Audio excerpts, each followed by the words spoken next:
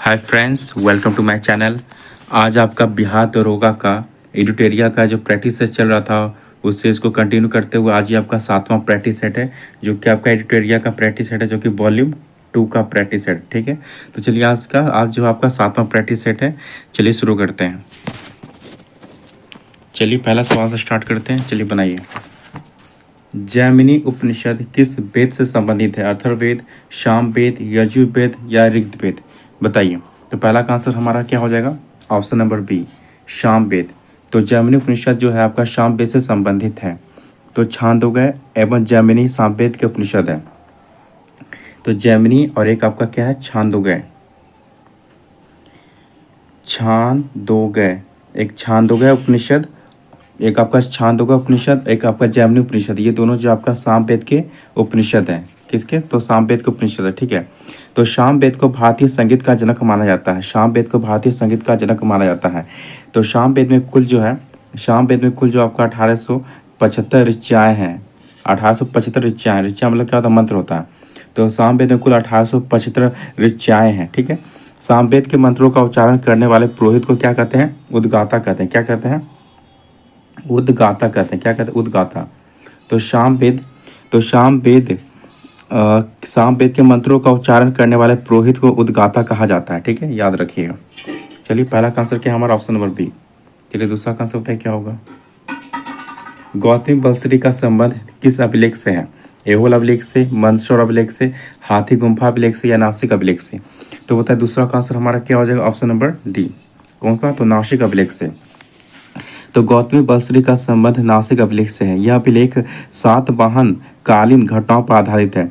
यह अभिलेख जो आपका सातवाहन कालीन घटनाओं पर आधारित है। ठीक है, ये याद रखिएगा। हाथी गुम्फा अभिलेख जो है किससे संबंधित है आपका? ये आपका खारवेल से संबंधित है। किससे संबंधित? आपका यह खारवेल से संबंधित है। ठीक है, यह आपका जो खारवेल से संबंधित है, हाथी गुम्फा अभिलेख। ठीक है, और एहोल अभिलेख जो है आपका, एहोल अभिलेख जो आपका किससे संबंधित? आपका यह रवि कीर्ति से। किससे संबंधित है? आपका रवि कीर्ति से। ठीक है, और एक याद रखिए जूनागढ़ अभिलेख, एक आपका जूनागढ़ अभिलेख है, वो किससे संबंधित है? आपका रुद्रदामन से। जूनागढ़ अभिलेख किससे संबंधित है? आपका रुद्रदामन से। किससे संबंधित है? आपका रुद्रदामन से। ठीक है, ये भी याद रखिए। और प्रयाग प्रशस्ति अभिलेख ये किससे संबंधित? आपका समुद्रगुप्त से। किससे? समुद्रगुप्त से। ठीक है, और भीतरी स्तंभ लेख किससे संबंधित? आपका स्कंदगुप्त से। भीतरी स्तंभ लेख ये किससे संबंधित? आपका स्कंदगुप्त से। ठीक है, तो ये सारे पॉइंट आप याद रखिएगा। तो सारे पॉइंट आप याद रखें। एहोल अभिलेख को आपको बता दिया गया था किससे संबंधित है आपका? ये रवि कीर्ति द्वारा लिखित, ये आपका ये रचित है। और इसके शासक कौन थे आपके? तो पुलकेशिन द्वितीय के समय का इसमें वर्णन है एहोल अभिलेख से। ठीक है, तो याद रखिएगा। तो गौतमी बलश्री अभिलेख किससे संबंधित है? आपका ऑप्शन नंबर डी, किससे? मंदसौर से। ठीक है, चलिए क्वेश्चन नंबर 3 की तरफ आते हैं।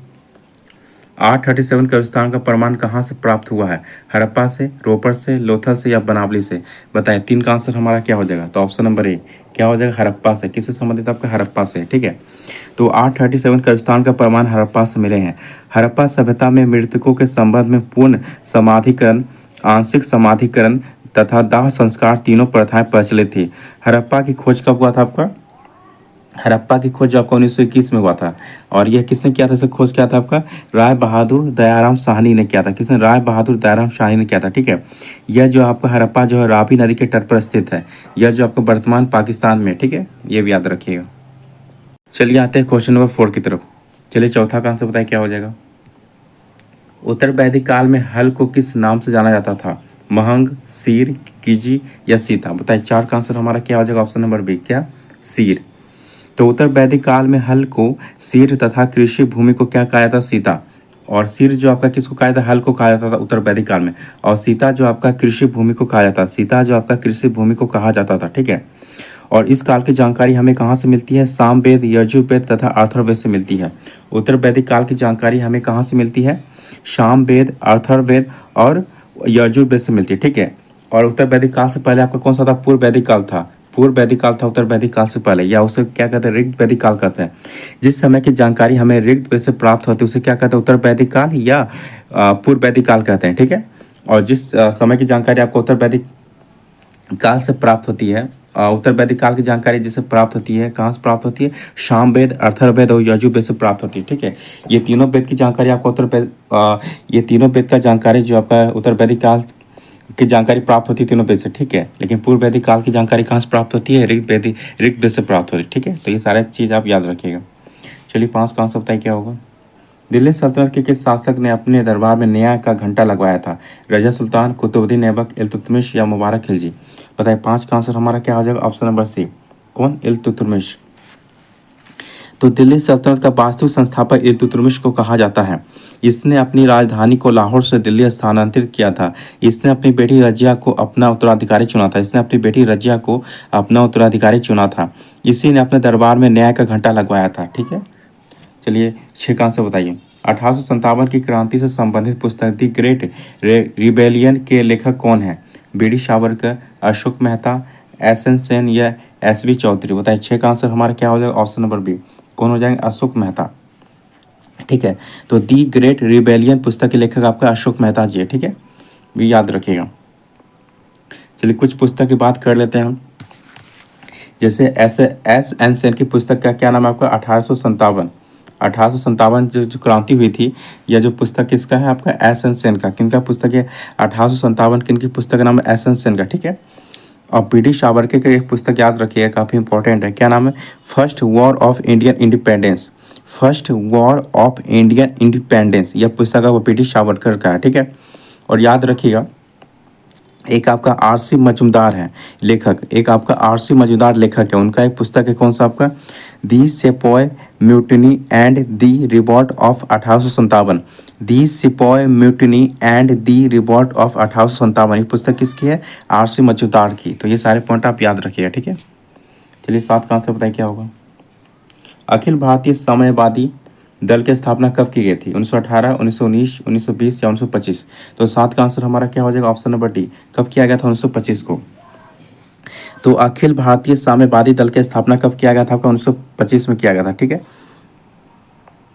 और ये जो आपका M N M N Roy के प्रयास एवं सत्य भक्त के नेतृत्व में किया गया था। यह जो आपका एम एन रॉय के प्रयास एवं सत्य भक्त के नेतृत्व में किया गया था। ठीक है, और एक आपको याद रखें सत्य भक्त, एक आपका क्या? सत्य भक्त।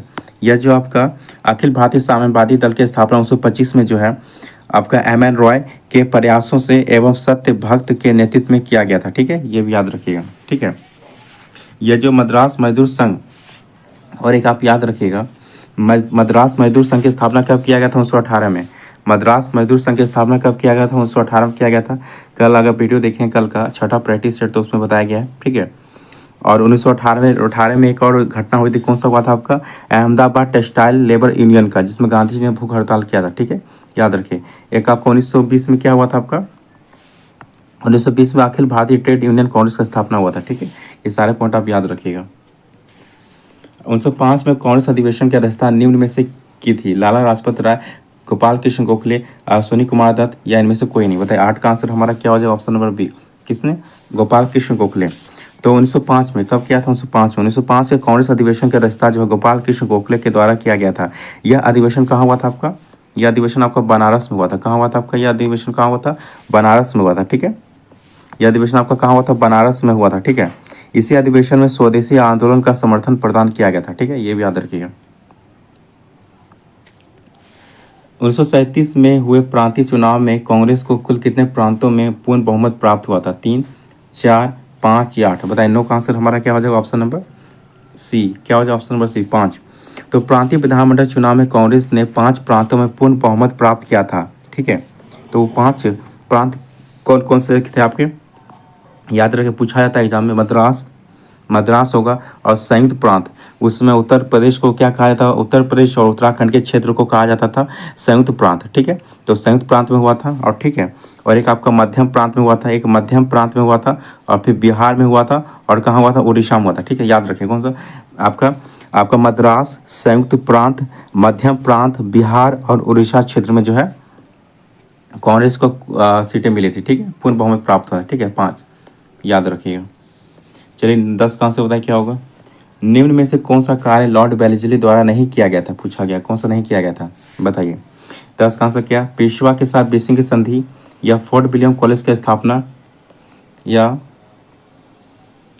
या सहायक संधि की नीति को अपनाना, या इनमें से कोई नहीं। तो बताइए, तो 10 का आंसर हमारा क्या हो जाएगा, तो ऑप्शन नंबर डी। क्या हो जाएगा ऑप्शन नंबर डी, इनमें से कोई नहीं। क्या हो जाएगा, इनमें से कोई नहीं। ठीक है, इनमें से कोई नहीं हो जाएगा। ठीक है, तो चलिए आपको बताते हैं एक करके।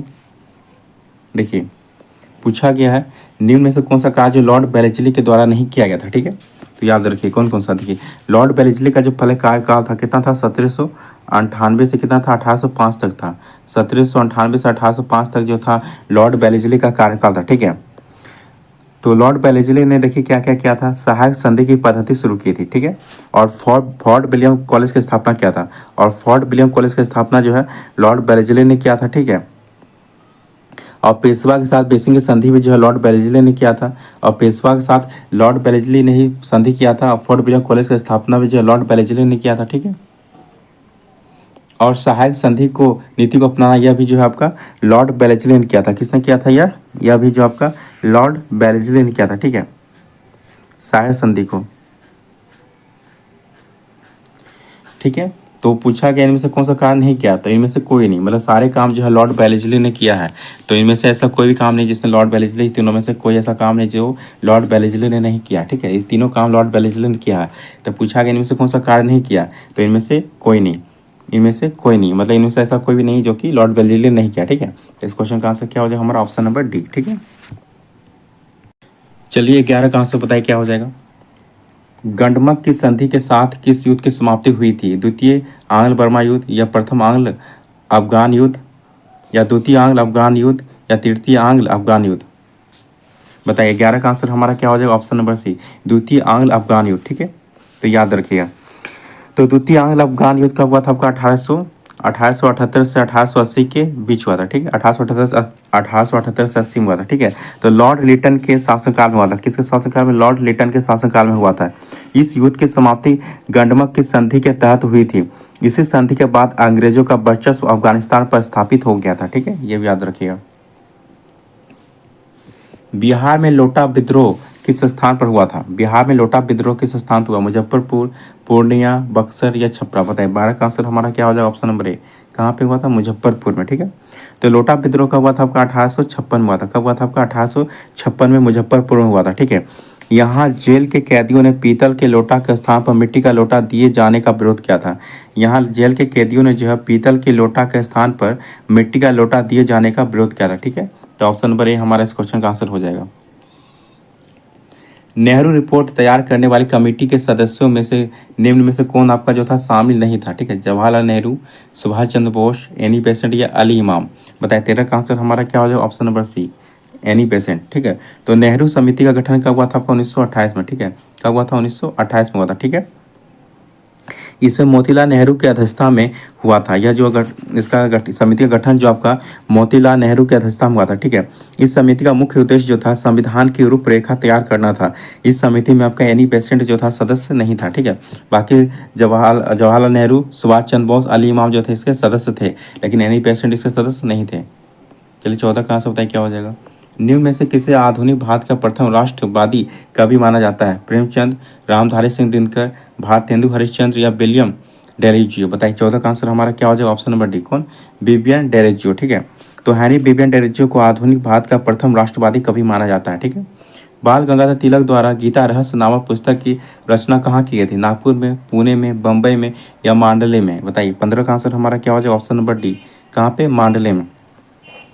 तो 1908 में, तो 1908 में क्या 1908 में बाल गंगाधर तिलक को केसरी पत्रिका में प्रकाशित लेखों के आधार पर 6 वर्ष की, मतलब 6 वर्ष की जो सजा देकर मांडले जेल आपका कहाँ, यह बर्मा, जो बर्मा में, कहाँ आपका यह बर्मा में, बर्मा कहाँ आपका, मैं वर्तमान म्यांमार। ठीक है, तो मांडले जेल कहाँ, बर्मा, वर्तमान म्यांमार में। ठीक है, तो यहाँ पे जो है 6 साल की सजा देकर यहाँ पे मांडले जेल में रखा गया। ठीक है, और यहीं पे इन्होंने गीता रहस्य पुस्तक की रचना की थी। ठीक है, चलिए 16 का आंसर बताइए क्या हो जाएगा।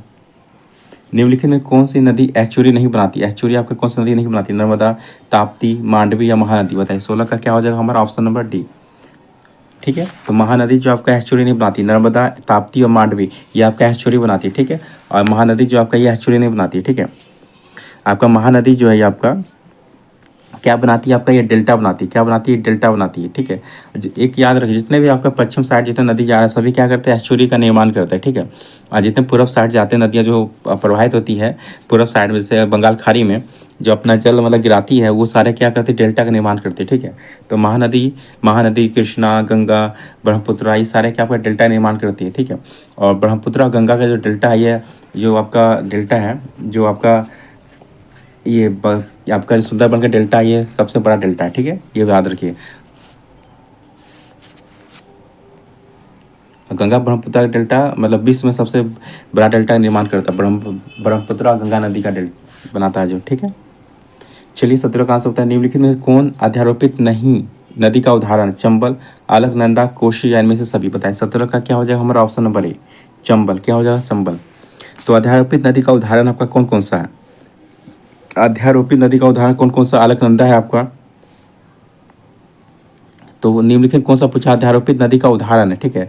तो अध्यारोपित नदी का उदाहरण कौन का, चंबल है आपका, चंबल है, दामोदर है, सोन है, स्वर्ण रेखा है, बनास है, गोदावरी है, कृष्णा है, नर्मदा है तथा ताप्ती है। ये सारे आपका क्या अध्यारोपित नदी का उदाहरण है, ठीक है। तो याद रखिए कौन कौन सा, दामोदर, सोन, स्वर्ण रेखा, चंबल, बनास, गोदावरी, कृष्णा, नर्मदा तथा ताप्ती, ये सारे क्या आपका अध्यारोपित नदी का उदाहरण है, ठीक है। चलिए 18 का बताइए, निम्नलिखित में कौन सा जो आपका लेगुन झील नहीं है, लेगुन झील नहीं, कौन सा, पेरियार झील, चिल्का झील, पुलिकट झील या अष्टमुडी झील बताइए। 18 का आंसर हमारा क्या हो जाएगा, ऑप्शन नंबर ए, कौन सा, पेरियार झील। तो पेरियार झील समुद्र से पृथक पृथक होकर तटीय क्षेत्रों में निर्मित छिछले खारे पानी की झीलें लेगुन झीलें कहलाती है, ठीक है। जैसे आपका चिल्का झील क्या आपका लेगुन झील है, ठीक है। और पुलिकट झील क्या आपका ये लेगुन झील है, अष्टमुडी झील क्या आपका यह भी आपका क्या लेगुन झील है, ठीक है। लेकिन पेरियार झील जो आपका यह लेगुन झील नहीं है, ठीक है। यह पेरियार नदी से जल प्राप्त करता है, ठीक है, जो एक कृत्रिम झील है, क्या है, कृत्रिम झील है पेरियार झील, ठीक है, याद रखिएगा। भारत में ग्रीष्मकालीन मानसून की प्रवाह की सामान्य दिशा है क्या, दक्षिण से उत्तर, दक्षिण क्या दक्षिण से पूर्व पश्चिम या दक्षिण पश्चिम से उत्तर पूर्व या दक्षिण पश्चिम से दक्षिण पूर्व बताइए। क्या हो जाएगा हमारा 19 का आंसर हमारा क्या हो जाएगा, ऑप्शन नंबर सी, क्या हो जाएगा, दक्षिण पश्चिम से उत्तर पूर्व, ठीक है। तो भारत में ग्रीष्मकालीन मानसून के प्रवाह की सामान्य दिशा दक्षिण पश्चिम से उत्तर पूर्व की ओर होती है। शीतकाल में इनकी दिशा जो है ये आपका क्या है, आपका ग्रीष्मकाल में, ठीक है। और ये पूछता है आपका शीतकाल में, तो शीतकाल में क्या हो जाता है हमारा यह, शीतकाल में क्या उत्तर, क्या शीतकाल में क्या हो जाता है यह दिशा क्या हो जाता है आपका, उत्तर पूर्व से उत्तर उत्तर उत्तर पूर्व से क्या होता है आपका, उत्तर पूर्व से दक्षिण पश्चिम क्या हो जाता है, उत्तर पूर्व से क्या हो दक्षिण पश्चिम। तो शीतकाल में ये क्या हो जाता है, उत्तर पूर्व से दक्षिण पश्चिम की ओर होती है, ठीक है। भारत में अधिकांश वर्षा क्या होती है, दक्षिण पश्चिम मानसून से होती है, अधिकांश वर्षा भारत में दक्षिण पश्चिम मानसून से होती है, ठीक है, ये भी याद रखिए। चलिए 20 का आंसर बताइए क्या होगा, निम्नलिखित में से किस ग्रह का घनत्व सर्वाधिक है, शनि, बृहस्पति, मंगल या शुक्र बताइए। 20 का क्या हो जाएगा हमारा ऑप्शन नंबर डी, क्या, शुक्र, ठीक है, याद रखें। निम्नलिखित किस ग्रह का घनत्व जो सर्वाधिक है, तो किसका, शुक्र का। 20 का क्या हो जाएगा हमारा ऑप्शन नंबर डी, ठीक है। तो घनत्व के अनुसार ग्रहों का बढ़ते क्रम अगर हम बताना शुरू करें तो क्या हो जाएगा हमारा, तो देखिए आपका शनि, पहले आपका सेट शनि हो जाएगा, शनि का शनि अरुण, बृहस्पति, नेपच्यून, मंगल, बुध एवं पृथ्वी। शनि, अरुण, बृहस्पति, नेपच्यून, मंगल, शुक्र, बुध एवं पृथ्वी, यह जो आपका घनत्व के अनुसार ग्रहों का जो है क्रम जो है बढ़ते क्रम है, ठीक है। तो सर्वाधिक घनत्व किसका होता है, पृथ्वी को होता है, पृथ्वी बाद किसका होता है, बुध का होता है, बुध के बाद किसका होता है, शुक्र का होता है, और शुक्र के बाद किसका होता है, मंगल का होता है, मंगल के बाद किसका होता है, नेपच्यून का होता है, नेपच्यून के बाद किसका होता है आपका, बृहस्पति का होता है, बृहस्पति के बाद किसका होता है, अरुण का होता है, अरुण के बाद किसका होता है, शनि का होता है। तो सबसे कम घनत्व किसका होता है आपका, शनि का होता है, किसका होता है, शनि का, सबसे कम घनत्व होता है शनि का होता है, सर्वाधिक घनत्व किसका होता है, पृथ्वी का होता है, ठीक है। और पृथ्वी बाद किसका, बुध का, ठीक है। तो बुध ऑप्शन नहीं था, तो उसके बाद क्या होता है, शुक्र का होता है, शुक्र नहीं रहता तो, ठीक है। तो सब ज़्यादा पृथ्वी का होता है, फिर बुध का, फिर शुक्र का, फिर मंगल का, फिर नेपच्यून का, फिर बृहस्पति का, फिर अरुण का, फिर शनि का, ठीक है। ये पॉइंट आप याद रखिए, काफ़ी इंपॉर्टेंट है, पूछे जाते हैं एग्जाम में, ठीक है। चलाते हैं क्वेश्चन नंबर 21 की तरफ। अंतर्राष्ट्रीय तिथि रेखा निम्नलिखित में से किससे गुजरती है? आर्कटिक सागर, चुकी सागर, बेरिंग स्ट्रेट या इनमें से सभी? बताइए किसका क्या हो जाएगा हमारा ऑप्शन नंबर डी, इनमें से सभी। ठीक है, ये याद रखें। अंतर्राष्ट्रीय तिथि रेखा आर्कटिक सागर, चुकी सागर, बेरिंग स्ट्रेट व प्रशांत महासागर से गुजरती है। ठीक है, यह 180 डिग्री देशांतर को अंतर्राष्ट्रीय तिथि रेखा कहा जाता है। ठीक है, याद रखिए। विश्व का सबसे अधिक सक्रिय ज्वालामुखी है? एटना, स्ट्रोम्बोली, कोलिमा या किलायू? बताइए 22 का आंसर हमारा क्या हो जाए? ऑप्शन नंबर डी, कौन सा? किलायू। तो विश्व का सबसे अधिक सक्रिय ज्वालामुखी किलायू है, जो हवाई द्वीप अमेरिका में। कहाँ पे? आपका हवाई द्वीप अमेरिका में स्थित है। ठीक है, सक्रिय ज्वालामुखी में अक्सर उद्गार होता है। वर्तमान में सक्रिय ज्वालामुखी की संख्या कितनी है आपकी? 500। कितनी है? 500 वर्तमान में सक्रिय ज्वालामुखी की संख्या। ठीक है, और सक्रिय ज्वालामुखी से आपका कुछ उदाहरण आपको बता, जैसे एटना स्ट्रोम्बोली, ये कहाँ का? इटली में। ये आपका सक्रिय ज्वालामुखी उदाहरण है। इटली में आपका है एटना और स्ट्रोम्बोली। इटली में कौन सा आपका? एटना, एटना और स्ट्रोम्बोली। ये कहाँ आपका? इटली में। कहाँ आपका? इटली में। ये जो आपका सक्रिय ज्वालामुखी एटना और स्ट्रोम्बोली। ठीक है, और कोलिमा जो है आपका, यह कहाँ आपका? मैक्सिको में। कहाँ आपका? ये मैक्सिको में। यह भी आपका जो है आपका सक्रिय ज्वालामुखी है। ठीक है, याद रखिएगा। निम्नलिखित में से किस महाद्वीप को the land of golden police कहा जाता है? एशिया, अफ्रीका, यूरोप या ऑस्ट्रेलिया? बताएं 23 का आंसर हमारा क्या हो जाएगा? ऑप्शन नंबर डी, किसको? ऑस्ट्रेलिया को। ठीक है, तो ऑस्ट्रेलिया महाद्वीप को the land of golden police, land of कहा जाता है। ठीक है, क्या कहा जाता है? The land of golden police कहा जाता है ऑस्ट्रेलिया को। और ऑस्ट्रेलिया को और क्या क्या क्या कहा जाता है? ऑस्ट्रेलिया को जो है आपका लैंड ऑफ कंगारू, ऑस्ट्रेलिया को लैंड ऑफ कंगारू कहा जाता है, और प्यासी भूमि का देश कहा जाता है ऑस्ट्रेलिया को। ठीक है, याद रखिए। ऑस्ट्रेलिया महाद्वीप सबसे छोटा महाद्वीप है जो दक्षिणी गोलार्ध में स्थित है। ठीक है, पृथ्वी के किस भाग पर अब केंद्रीय बल सर्वाधिक होता है? विषुवत रेखा, कर्क रेखा, मकर रेखा या उत्तरी ध्रुव? बताइए 24 का क्या हो जाएगा हमारा ऑप्शन नंबर?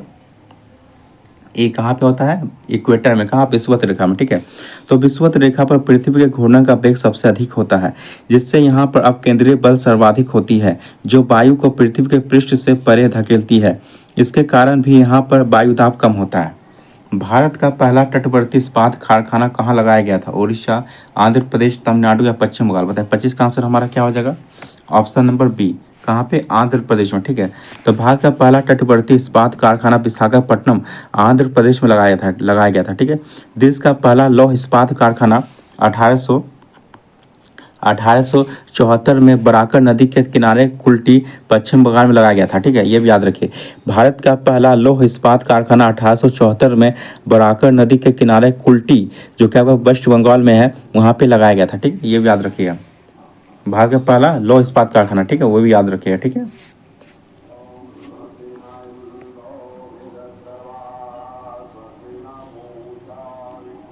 चलिए 26 का आंसर बताइए क्या हो जाएगा? स्वामीनाथन समिति का संबंध किससे है? बैंकिंग सुधार, जनसंख्या नीति, शैक्षिक सुधार या प्रत्यक्ष कर से? बताइए 26 का आंसर क्या हो जाएगा हमारा? ऑप्शन नंबर बी, क्या? जनसंख्या नीति। ठीक है, याद रखिएगा। और भारतीय लघु उद्योग विकास बैंक सीडीबी की स्थापना कब की गई थी? मार्च 1990, अप्रैल 1990, मार्च 1992, अप्रैल 1992? बताइए 27 का आंसर हमारा क्या हो जाएगा? ऑप्शन नंबर बी, कब? अप्रैल 1990 को। ठीक है, तो भारतीय लघु उद्योग विकास बैंक, जिसको सीडीबी कहा जाता है, इसकी स्थापना जो आपका 2 अप्रैल 1990 किया गया था। ठीक है, 2 अप्रैल 1990 को किया गया था। ठीक है, याद रखिएगा। इसका मुख्यालय आपका कहाँ है? सीडीबी बैंक का मुख्यालय कहाँ पर? लखनऊ में। कहाँ है? लखनऊ में इसका मुख्यालय। ठीक है, याद रखिए। यह जो एक अति लघु उद्योगों को वित्तीय सहायता प्रदान करने के उद्देश्य से की गई इसकी स्थापना। ठीक है, याद रखिएगा। ऐसी स्थिति जिसमें मुद्रास्फीति तथा मंदी दोनों ही स्थितियां साथ साथ बनी रहे, क्या कहलाती है? मुद्रास्फीति, अपस्फीति, आर्थिक मंदी, स्टैगफ्लेशन, या इनमें से कोई नहीं? बताया 28 का क्या हो जाएगा हमारा? ऑप्शन नंबर सी, क्या?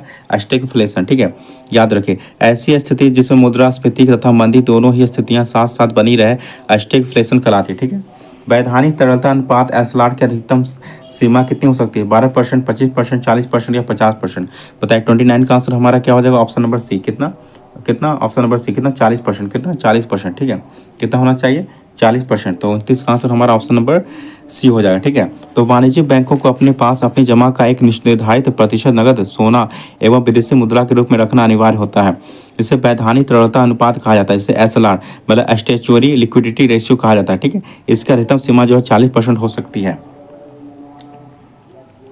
किस पंचवर्षीय योजना का मुख्य उद्देश्य समाजवादी समाज की स्थापना करना था? दूसरा, तीसरा, चौथा या छठा? तो इसका आंसर हमारा क्या हो जाएगा? ऑप्शन नंबर 1 क्या हो जाएगा? ऑप्शन नंबर दूसरा। ठीक है, तो दूसरी पंचवर्षीय योजना का कार्यकाल क्या था आपका? 1956 से क्या था आपका? 1956 से 61 तक था। ठीक है, यह योजना जो आपका पीसी महालनोबिस मॉडल पर आधारित थी। इसका उद्देश्य समाजवादी समाज का स्थापना करना था। इसमें भारी उद्योगों एवं खनिजों को प्राथमिकता दी गई थी। ठीक है, याद रखिएगा। पथ कर एवं विद्युत कर किस सूची का विषय है? संघ सूची, राज्य सूची, समवर्ती सूची या इनमें से कोई नहीं? बताइए। 31 का आंसर हमारा क्या हो जाएगा? Option number B. क्या हो जाएगा? Option number B. क्या? राज्य सूची। ठीक है, याद रखिएगा। चलिए 32 का आंसर बताइए क्या हो जाएगा? अस्थाई मित्रवैधता समिति के समिति के नाम में से किस समिति को जाना जाता है? ठीक है, लोक लेखा समिति, प्राक्कलन समिति, लोक उपक्रम समिति या विशेषाधिकार समिति? बताइए 32 का क्या हो जाएगा हमारा? Option number B. क्या हो जाएगा? प्राक्कलन समिति। तो स्वतंत्रता के बाद पहली बार प्राक्कलन समिति की स्थापना जॉन मथाई की सिफारिश पर कब किया गया था? 1950 में। तो भारत स्वतंत्रता प्राप्ति के बाद जो है पहली बार प्राक्कलन समिति की स्थापना जो है जॉन मथाई की सिफारिश पर 1950 में किया गया था। ठीक है, इसमें कुल जो आपका 30 सदस्य होता है और 30 जो आपका लोकसभा के सदस्य होते हैं। ठीक है, इस समिति को अस्थाई मितव्ययता समिति के उपनाम से भी जाना जाता है। ठीक है, याद। 33 का आंसर होता है क्या हो? संविधान सभा द्वारा राष्ट्रीय गीत को स्वीकृति कब प्रदान की गई थी? 24 जनवरी 1947 या 24 जनवरी 1949 या 24 जनवरी 1950 या 24 जनवरी 1951? तो कब किया गया था? 24 जनवरी 1950 को। इस दिन आपका राष्ट्रगीत और राष्ट्रगान को दोनों को स्वीकार किया गया था आपका 24 जनवरी 1950 को। राष्ट्रगीत और राष्ट्रगान को स्वीकार किया गया था कब? 24 जनवरी 1950 को। ठीक है, याद रखिए। और एक आपका 22 जुलाई 1947 को पिंगली वेंकैया के नेतृत्व में जो 22 जुलाई 1947 को जो है राष्ट्रीय जो है ध्वज को, भारत के जो राष्ट्रीय ध्वज है उसको जो अपनाया गया था। ठीक है, 22 जुलाई 1947 को। ठीक है, याद रखिएगा। और संविधान सभा की प्रथम बैठक कहाँ कब हुई थी आपका? 9 दिसंबर 1946 को हुआ था। ठीक है, और अंतिम बैठक कब हुआ था? 24 जनवरी 1950 को। ठीक है, ये भी याद रखिएगा। उद्देशिका का विचार किस देश के संविधान से लिया गया? ब्रिटेन, आयरलैंड, कनाडा या अमेरिका? बताइए 34 का क्या हो जाएगा हमारा? Option number D. क्या हो जाएगा? Option number D. क्या? अमेरिका।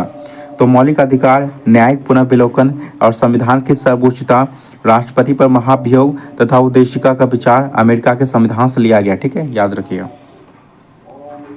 चलिए, राष्ट्रपति पर महाभियोग की प्रक्रिया के संबंध में निम्न में से कौन सा कथन जो आपका सही नहीं है पूछा गया? तो बताइए 35 का क्या हो जाएगा हमारा? कौन सा आपका सही नहीं है? संसद की अर्ध न्यायिक प्रक्रिया है। हाँ, बिल्कुल सही है आपका। संकल्प प्रस्ताव पर सदन की कुल संख्या का कम से कम 1/4 सदस्यों का हस्ताक्षर हो, ये भी सही है आपका। संकल्प प्रस्ताव द्वारा सदन की कुल संख्या के कम से कम 2/3 बहुमत से पारित हो, ये भी सही है आपका।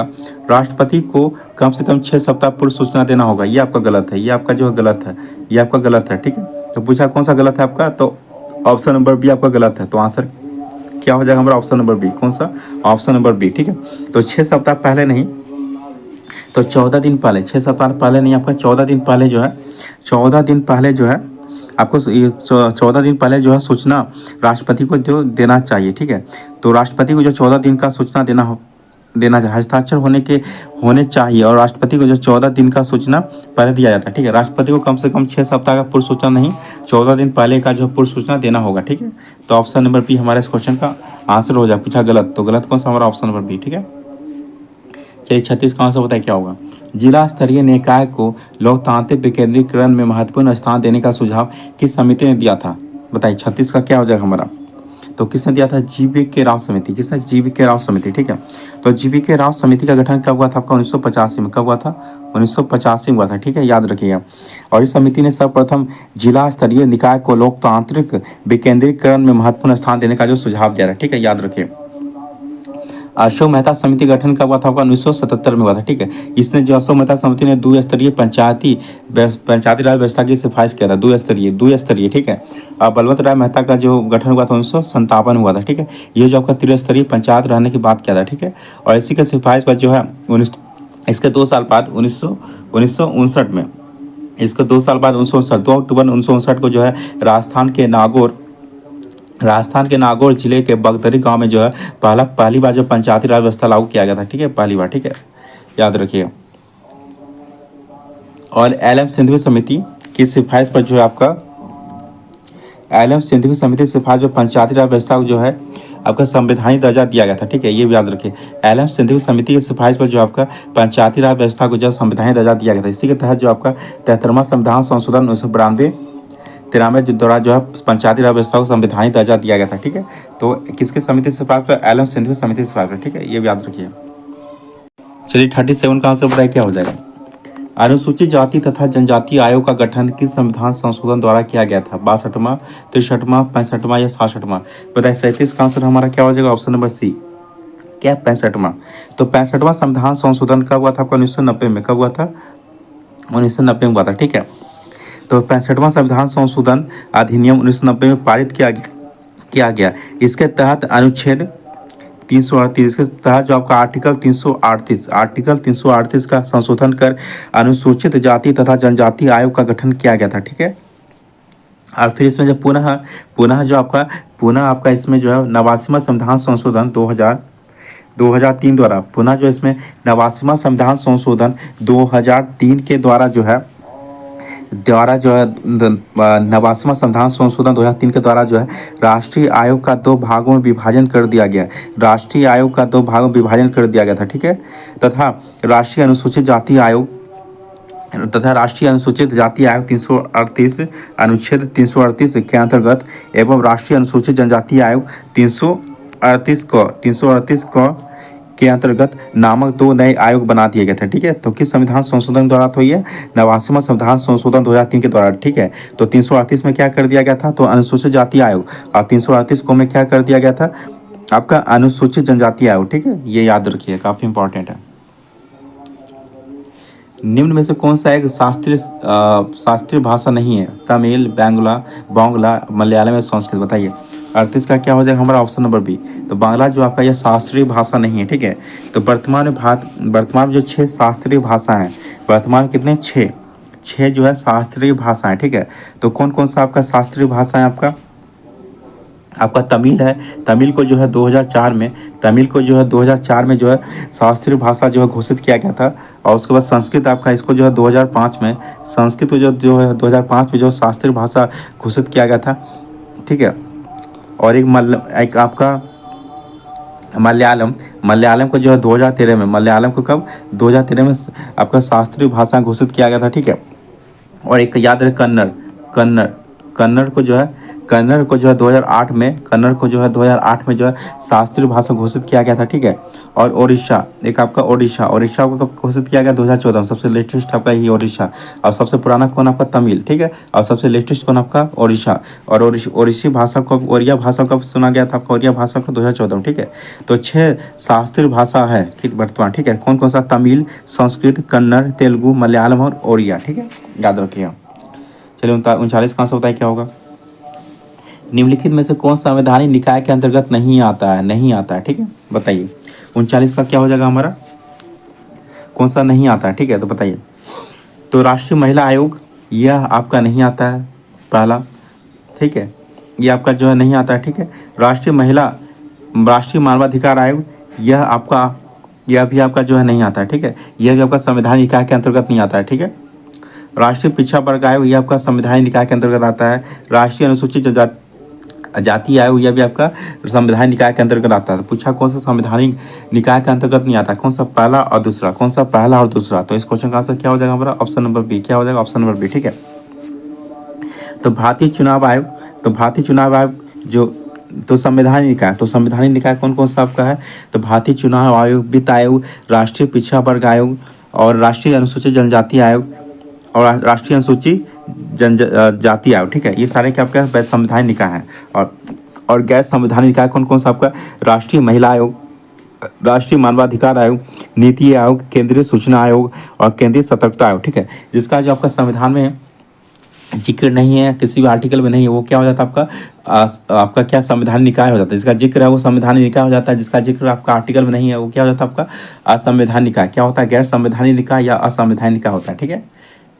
चलिए 40 का आंसर बताइए क्या होगा। राज्य विधानसभा के निर्वाचन का संचालन कौन करता है? बताइए।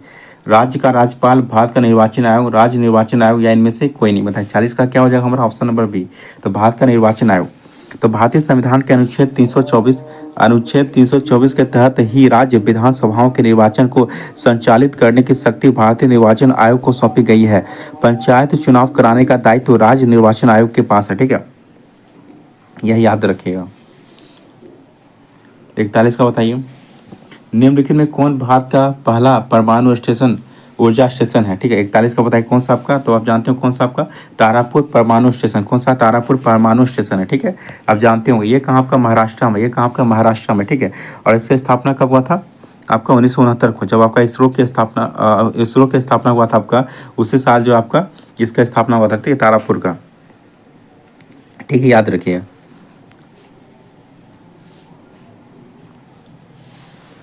मानव निर्मित पहला उपग्रह स्पुतनिक 1 को रूस द्वारा कब लॉन्च किया गया था। 1951, 1957, 1969 या 1972। बताए 42 का क्या हो जाएगा हमारा ऑप्शन नंबर बी का 1957। ठीक है, तो स्पुतनिक 1 मानव निर्मित पहला उपग्रह था जिसे रूस द्वारा जो है 4 अक्टूबर 1957 को लॉन्च किया गया था। ठीक है, याद रखिएगा। और एक याद रखिएगा आपका 1969 में एक याद रखिए कौन सा आपका अपोलो 11, क्या अपोलो 11 को जो है 20 जुलाई 1969 को जो अपोलो 11 को जो है चंद्रमा की सतह पर पहुंचाया गया था। ठीक है, और चंद्रमा की सतह पर कदम रखने वाला पहला व्यक्ति कौन था आपका नील आर्मस्ट्रॉन्ग था। ठीक है, और दूसरा व्यक्ति कौन था आपका एल्ड्रिन था। तो कभी कभी ऐसा हो गया कि आपका पहला तो सभी को याद हो गया है, लेकिन दूसरा पूछा जाता है आपका। ठीक है, तो दूसरा कौन हो जाएगा आपका एल्ड्रिन हो जाएगा। ठीक है, याद रखिएगा। श्रृंगार शतक पुस्तक के लेखक कौन है। भर्तृहरि, कलहन, जयदेव या सूरदास। बताइए 43 का आंसर हमारा क्या हो जाएगा ऑप्शन नंबर ए भर्तृहरि। कौन हो जाएगा भर्तृहरि। ठीक है, याद रखिए। तो नीति शतक, श्रृंगार शतक, बैराग शतक के लेखक कौन आपका भर्तृहरि हैं। तो नीति शतक, श्रृंगार शतक और बैराग शतक के लेखक कौन आपका भर्तृहरि हैं। ठीक है, अब मिताक्षा के लेखक कौन है आपका विज्ञानेश्वर। कौन है आपका विज्ञानेश्वर जो आपका कौन है मिताक्षरा के लेखक है। ठीक है, याद रखिए। अब बुद्ध चरित्र के लेखक कौन आपका सुघोष है, ये भी याद रखिएगा। अंतर्राष्ट्रीय दिव्यांगता दिवस प्रतिवर्ष कब मनाया जाता है। 1 दिसंबर, 3 दिसंबर, 4 नवंबर या 6 नवंबर। बताए 44 का आंसर हमारा क्या हो जाएगा ऑप्शन नंबर बी, कब 3 दिसंबर। ठीक है, तो अंतर्राष्ट्रीय दिव्यांगता दिवस प्रतिवर्ष जो आपका 3 दिसंबर को मनाया जाता है। ठीक है, याद रखिएगा। और 1 दिसंबर, ठीक है, 3 दिसंबर इसका आंसर हो गया। ठीक है, नहरों का देश निम्न में से किससे जाना जाता है। भारत, पाकिस्तान, बांग्लादेश या श्रीलंका। बताइए 45 का आंसर हमारा क्या होगा ऑप्शन नंबर बी। तो नहरों का देश किसे कहा जाता है आपका पाकिस्तान को। ठीक है, तो पाकिस्तान को नहरों का देश के नाम से जाना जाता है। अब बांग्लादेश को क्या कहा जाता है आपका बांग्लादेश को, ये इंपॉर्टेंट याद रखिए। तो बांग्लादेश को जो नदियों का देश कहा जाता है, बांग्लादेश को जो है नदियों का देश कहा जाता है। ठीक है, अब भूटान को क्या कहा जाता है आपका land of thunder port. Bhutan को जो लैंड ऑफ थंडर पोर्ट के नाम से जाना जाता है। ठीक है, ये काफ़ी इंपॉर्टेंट है, ये सारी चीज़ आप याद रखिएगा। निम्नलिखित में कौन सा राष्ट्रीय उद्यान छत्तीसगढ़ में स्थित नहीं है आपका। बताइए 46 का कौन हो जाएगा आपका, कौन सा नहीं है आपका। तो इंदिरावती आपका छत्तीसगढ़ में है, आपका कांगेर आपका छत्तीसगढ़ में है, गुरु घासीदास और छत्तीसगढ़ में, लेकिन मुकुरुथी जो आपका ये छत्तीसगढ़ में नहीं है। ठीक है, तो मुकुरुथी जो आपका यह छत्तीसगढ़ में नहीं है। मुकुरुथी कहाँ आपका यह तमिलनाडु में, कहाँ आपका यह जो आपका तमिलनाडु में, ये कहाँ आपका यह तमिलनाडु में। ठीक है, याद रखिएगा। निम्न में से कौन जैव निम्नलिखित प्रदूषक का उदाहरण नहीं है। बताइए 47 को बताइए कौन सा हो जाएगा, तो कौन सा उदाहरण आपका नहीं है बताइए। तो देखिए, तो कागज आपका है, आपका कागज है, आपका सब्जी है, आपका फल है, लेकिन आपका प्लास्टिक जो है जैव निम्नलिखित प्रदूषक का उदाहरण नहीं है। प्लास्टिक जो आपका जैव निम्नलिखित प्रदूषक का उदाहरण नहीं है। ठीक है, तो ऑप्शन नंबर बी हमारा इस क्वेश्चन का आंसर हो जाएगा। ठीक है, तो जैव निम्नलिखित प्रदूषक किसे कहते हैं। तो आपके मन में सवाल बनता हो कि जैव निम्नलिखित प्रदूषक किसे कहते हैं। ठीक है, तो वैसे प्रदूषक जो सूक्ष्मजीवी गतिविधियों का कारण निम्नलिखित हो जाते हैं उसे क्या कहते हैं, जैव निम्नलिखित प्रदूषक कहते हैं। ठीक है, जैसे प्लास्टिक जो है जैव निम्नलिखित प्रदूषक का उदाहरण है। ठीक है, तो प्लास्टिक क्या आपका जैव निम्नलिखित नहीं, आपका क्या जैव अनिम्नलिखित का प्रदूषक का उदाहरण। ठीक है, जैव निम्नलिखित का उदाहरण आपका क्या कागज है, सब्जी है, फल, सब क्या आपका जैव निम्नलिखित का उदाहरण है। और जैव अनिम्नलिखित अमी निम्नलिखित के उदाहरण कौन आपका प्लास्टिक है। जैव अमीनीकृत प्रदूषक का उदाहरण कौन आपका प्लास्टिक है। ठीक है, तो पूछा कौन जैव निम्नलिखित का उदाहरण नहीं आपका प्लास्टिक। ठीक है, क्योंकि यह क्या आपका जैव निम्नलिखित के उदाहरण है, ठीक है, याद रखिएगा, काफ़ी इंपॉर्टेंट है। वायु प्रदूषक रोकथाम एवं नियंत्रण अधिनियम किस वर्ष पारित किया गया था, ठीक है, तो ये बताइए 48 का क्या हो जाए हमारा ऑप्शन नंबर सी हो जाएगा, 1981 का, 1981 में, ठीक है। तो वायु प्रदूषक अधिनियम 1981 में जो है आपका पारित किया गया था, ठीक है, ये इंपॉर्टेंट है, इसे याद रखिएगा।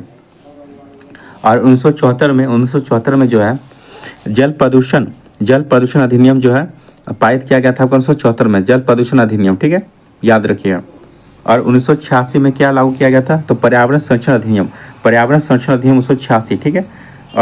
और याद रखिएगा एक काफ़ी इंपॉर्टेंट है क्या, 1988 में याद रखिए कौन सा आपका राष्ट्रीय वन नीति, राष्ट्रीय वन नीति कब आया था 1988 में, कब आया था 1988 में, ठीक है, ये भी याद रखिएगा।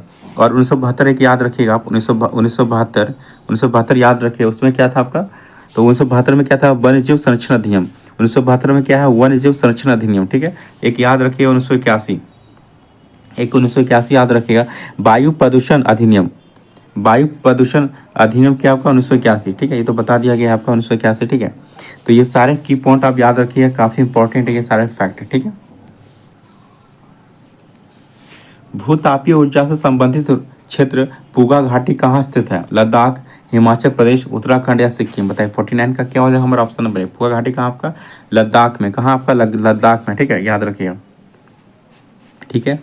हिमाचल प्रदेश में याद रखिएगा, हिमाचल प्रदेश में क्या है आपका मणिकर्ण, ये याद रखिए काफ़ी इंपॉर्टेंट है, मणिकर्ण, मणिकर्ण जो आपका भूतापीय ऊर्जा क्षेत्र है, ये कहाँ आपका हिमाचल प्रदेश में, मणिकर्ण जो आपका भूतापीय ऊर्जा क्षेत्र ये कहाँ आपका हिमाचल प्रदेश में, ठीक है। और लद्दाख में तो आपको बता दिया पूगा घाटी, और छत्तीसगढ़ में याद रखिएगा आप, छत्तीसगढ़ में वो काफ़ी इंपॉर्टेंट ताता पानी, क्या ताता पानी, यह जो भूतापीय ऊर्जा क्षेत्र है आपका ताता पानी कहाँ पर, छत्तीसगढ़ में, कहाँ छत्तीसगढ़ में, ठीक है। ये तीनों आपका काफ़ी इंपॉर्टेंट है, याद रखिए, कई बार एग्जाम में पूछे गए हैं। सोनार 64 किस फसल की प्रमुख किस्म है, धान, गेहूं, मक्का या चना, बताइए 50 का आंसर हमारा क्या हो जाएगा ऑप्शन नंबर बी, क्या हो जाएगा गेहूं की, किसका, गेहूं की, ठीक है, याद रखिएगा। जब दो अस्थियां आपस में एक दूसरे से जुड़ी होती हैं तो उसे क्या कहते हैं, वसामय, उपास्थि, कंडरा या स्नायु, बताइए 51 का आंसर हमारा क्या हो जाएगा ऑप्शन नंबर डी, क्या कहते हैं, स्नायु कहते हैं, क्या कहते हैं, स्नायु कहते हैं, ठीक है, याद रखिएगा, ठीक है, स्नायु, ठीक है। तो कुछ इंपॉर्टेंट आपको ट्रिक बता दें, जैसे MBT, क्या MBT, तो मांसपेशियां और मांसपेशियां और बोन जिससे जुड़ता है उसे क्या कहते हैं, टेंडन कहते हैं, क्या कहते हैं, टेंडन। तो इसको शॉर्ट ट्रिक में याद रखिए MBT याद रखिएगा, जैसे मोहम्मद बिन तुगलक है उस तरह याद है MBT, हमसे मांसपेशियां विश्व बोन, जहाँ मांसपेशियां बोन जहाँ जुड़ते हैं उसको क्या कहते हैं, टेंडन कहते हैं, ठीक है।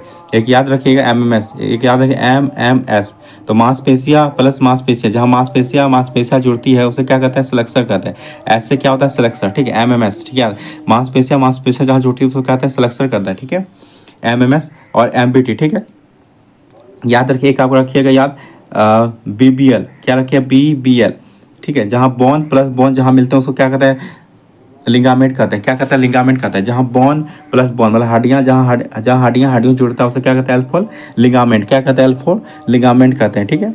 तो ये याद रखिए, लिगामेंट को ही क्या कहते हैं हिंदी में, स्नायु कहते हैं, लिगामेंट को हिंदी में क्या कहते हैं, स्नायु। तो ये पूछा गया जब दो अस्थियां मतलब दो हड्डियां आपस में दूसरे जुड़ती है तो उसे क्या कहता है, स्नायु, स्नायु मतलब क्या, L4 लिगामेंट को ही क्या कहते हैं, अस्थियां कहते हैं, ठीक है, याद रखिएगा।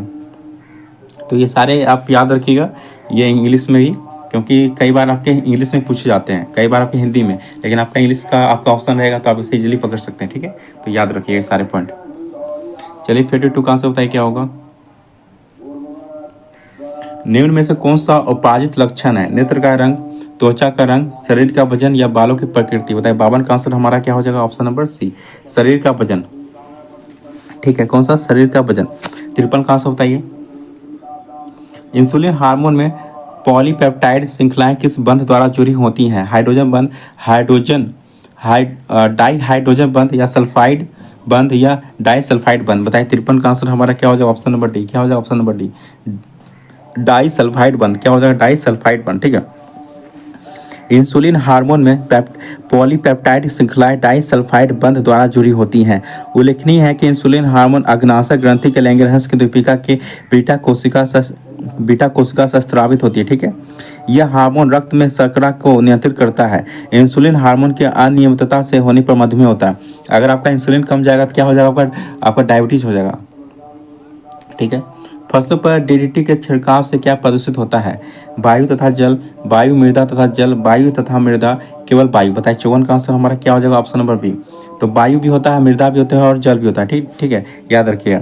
तो डीडीटी या डाइफेनॉल ट्राइक्लोरोइथेन होता है। ठीक है, तो डीडीटी का फुल फॉर्म क्या होता है आपका, याद रखिएगा क्या, डाइफेनॉल ट्राइक्लोरोइथेन।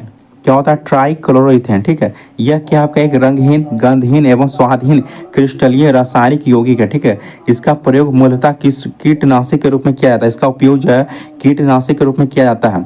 और फसलों पर डीडीटी के छिड़काव से वायु, मृदा तथा जल तीनों प्रदूषित होते हैं। ठीक है, याद रखिएगा। निम्न में से कौन सा कथन आपका जो है सम्मिलित नहीं है, कौन सा आपका सम्मिलित नहीं है, बताइए।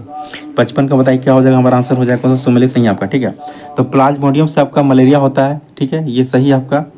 बैसिलस पेस्टिस से आपका प्लेग होता है, ये भी सही है। विब्रियो कोलेरा से आपका हैजा होता है, ये भी सही है। लेकिन आपका पहला जो आपका साल्मोनेला से कुष्ठ, ये आपका गलत है, पहला जो आपका गलत है। ठीक है, तो कुष्ठ रोग जो आपका किससे होता है, जीवाणु जनित रोग है। ठीक है, ये आपका माइकोबैक्टीरियम लेप्री नामक जीवाणु से होता है। किससे होता है आपका, ये आपका माइकोबैक्टीरियम लेप्री नामक जीवाणु से आपका जो होता है आपका कुष्ठ रोग होता है। ठीक है, याद रखिए, ना कि साल्मोनेला द्वारा। ठीक है, याद रखिए, काफी इंपॉर्टेंट है। साल्मोनेला द्वारा क्या होता है आपका, ये टाइफाइड होता है। क्या होता है, साल्मोनेला द्वारा क्या होता है, टाइफाइड होता है। ठीक है, चलिए 56 का आंसर बताइए क्या होगा। निम्न में से कौन अंडा देने वाला स्तनधारी है? एकिडना, कंगारू, पेंगुलिन या व्हेल। बताइए 56 का क्या हो जाएगा, हमारा ऑप्शन नंबर है, कौन सा ऑप्शन नंबर है? तो यह जो आपका एकिडना, दो आप याद रखिएगा। तो प्रोथीरिया, मेटाथीरिया व यूथीरिया को स्तनधारी वर्ग के अंतर्गत वर्गीकृत किया जाता है। कौन सा, प्रोथीरिया, मेटाथीरिया, यूथीरिया को स्तनधारी वर्ग में जो है वर्गीकृत किया जाता है। ठीक है, तो प्रोथीरिया वर्ग के जंतु अंडे देते हैं। तो प्रोटोथेरिया वर्ग के जंतु जो आपका क्या अंडे देते हैं। ठीक है, जैसे आपका एकिडना हो गया, इससे एकिडना है और आपका क्या ऑर्निथोरिक्स और एकिडना, ये दोनों क्या करते हैं, अंडे देते हैं। ये दोनों स्तनपायी हैं, लेकिन क्या क्या करते हैं, अंडे देते हैं। ठीक है, याद रखिएगा। और मेटाथेरिया वर्ग के जंतु ना तो अंडे देते हैं, ना ही पूर्ण विकसित बच्चे को जन्म देते हैं। जैसे आपका आप परिपक्व बच्चे को जन्म देते हैं, बाद में इस बच्चे का विकास माता के उदर में स्थित विशेष थैली में होता है। ठीक है, जिसे मार्सुपियल थैली कहते हैं। इस वर्ग के प्रमुख जंतु कौन सा, कंगारू। ठीक है, और तीसरा आपका यूथीरिया, कौन सा, यूथीरिया वर्ग के जंतु, यह जो पूर्ण विकसित बच्चे को जन्म देते हैं, जैसे पेंगोलिन, चूहा, खरगोश, मनुष्य तथा ब्लू व्हेल। ये सब क्या आपका यूथीरिया वर्ग के हैं। कौन कौन सा, पेंगोलिन, चूहा, खरगोश, मनुष्य तथा ब्लू व्हेल, ये सब क्या है आपका यूथीरिया वर्ग के जंतु हैं। ठीक है, यह जो आपका पूर्ण विकसित बच्चे को जन्म देते हैं। ठीक है, याद रखिएगा।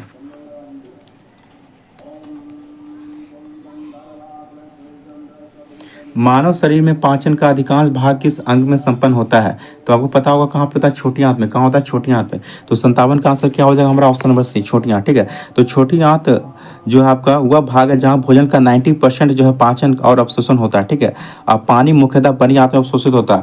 पानी कहाँ पे होता है, बड़ी आंत में जो है अवशोषित होता है। ठीक है, याद रखिए। और छोटी आंत का 3 भाग है, कौन कौन सा, डेडुनम, जेजुनम, इलियम। कौन सा, डेडुनम, जेजुनम, इलियम। ठीक है, याद रखिए।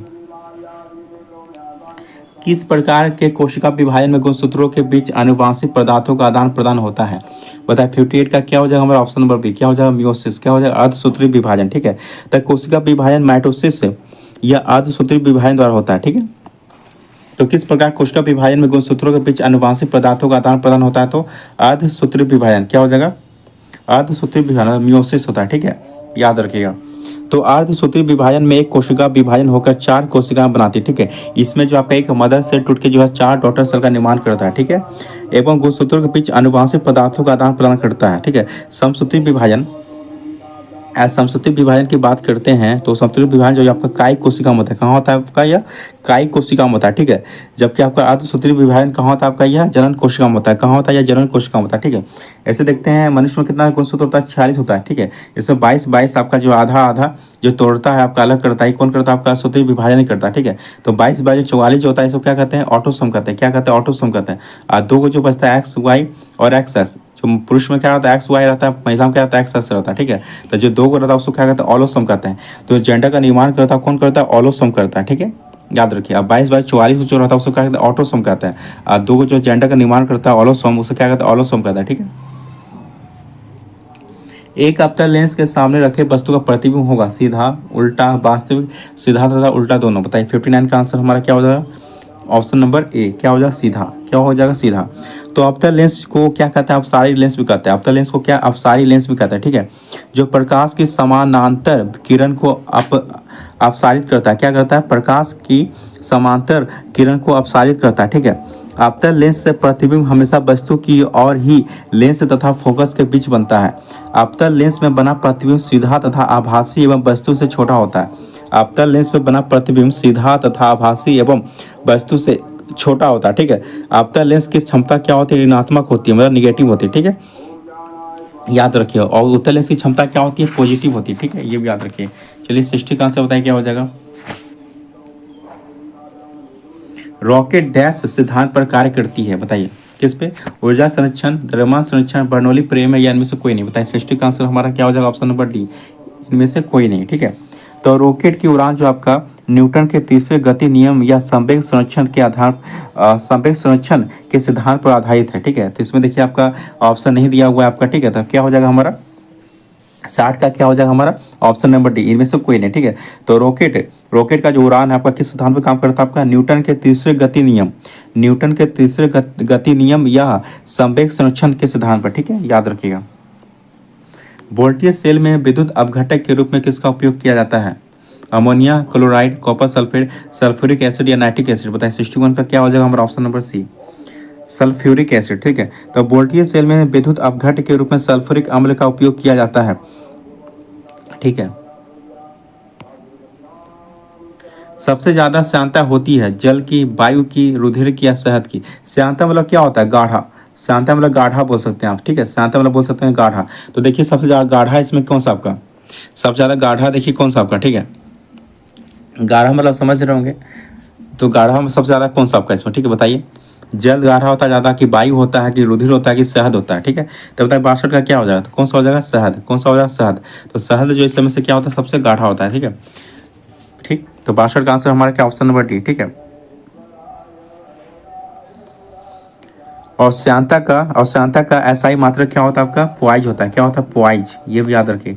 श्यानता का एसआई मात्रक क्या होता है पॉइज होता है, क्या होता है पॉइज होता है, ठीक है। चलिए आधुनिक आवर्त सारणी के 5वें आवर्त में कुल तत्वों की संख्या कितनी, 8, 16, 18 या 32। बताए 63 का क्या हो जाएगा हमारा ऑप्शन नंबर सी, कितना 18, कितना हो जाएगा 18, ठीक है। तो आधुनिक आवर्त सारणी के 5वें आवर्त में कुल 18 तत्व है, ठीक है, याद रखिए। और पहला आवर्त में कितने हैं, 2, पहला आवर्त में कितने हैं 2, और दूसरा आवर्त में कितने हैं 8, और तीसरा आवर्त में कितने हैं 8, और चौथा आवर्त में कितने हैं 18, और पांचवा आवर्त में कितने हैं 18, और छठा आवर्त में कितना है 32, और सातवां आवर्त में कितना है अपूर्ण, ठीक है, याद रखिएगा। निम्नलिखित में से कौन ठोस द्रव और गैस तीनों रूपों में पाया जाता है, धातु, उपधातु, अधातु या निष्क्रिय तत्व। बताए 64 का आंसर क्या हो जाएगा हमारा ऑप्शन नंबर सी, क्या अधातु। तो अब तक जो कुल ज्ञात तत्व कितने आपके, अब तक ज्ञात कुल तत्वों में अधातु की संख्या कितनी है 27, कितनी 27।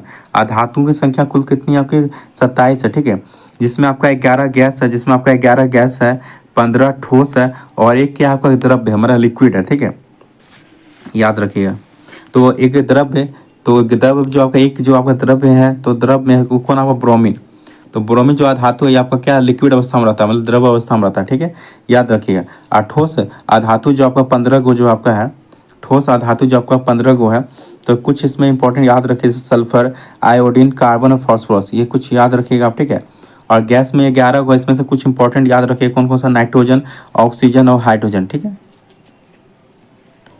चलिए 64 का आंसर बताइए क्या होगा।